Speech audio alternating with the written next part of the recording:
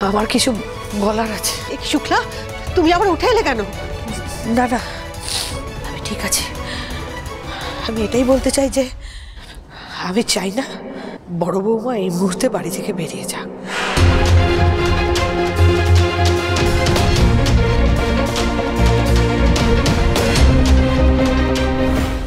রওনাক আগে ফিরুক, ওর সাথে কথা বলে যা করার করতে হবে।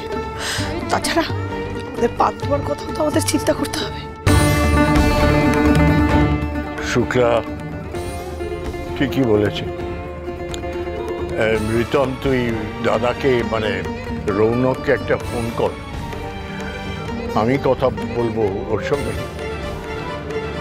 না না, দিনের পর দিন পরিবারের মধ্যে এই অসহ্য অবস্থা সহ্য করা যায় না।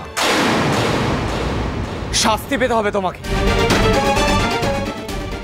চল, তোমাকে তো পুলিশে দাও, দূর দূর করে তাড়িয়ে দেওয়া দরকার তোমাকে। দুজন অকারণে জটিলতা বাড়িয়ে কোনো লাভ নেই। আচ্ছা সবাই এক মিনিট।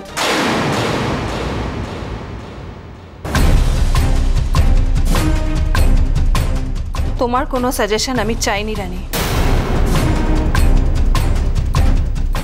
তোমরা আমায় তাড়াবে কি?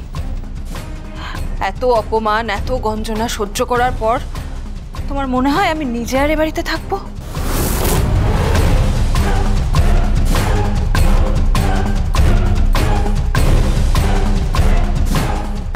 না রানী, আমার মেয়েকে নিয়ে আমি বাড়ি ছেড়ে চলে যাব। কিন্তু তুমিও একটা কথা মনে রেখো রানী, তুমি কিন্তু জীবনেও সুখী হতে পারবে না।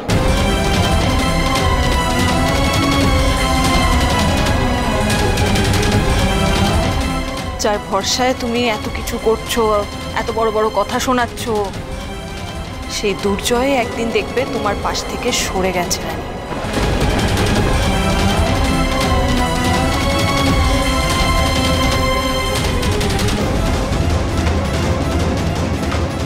তোমাকে আর দুনিকে দুর্জয় নিজে একদিন দূর দূর করে এই বাড়ি থেকে তাড়িয়ে দেবে। তুমি মিলিয়ে নিও আমার কথা।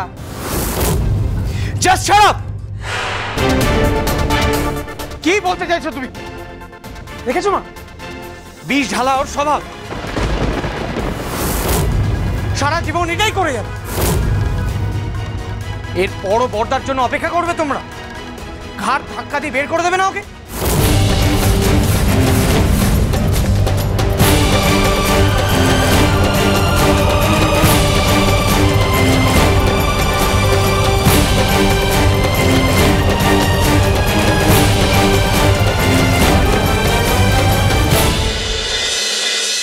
তোমাদের রানী সোম থেকে রবি প্রতিদিন সন্ধ্যে ৬টায় স্টার জলসায় ও ডিজনি প্লাস হটস্টারে।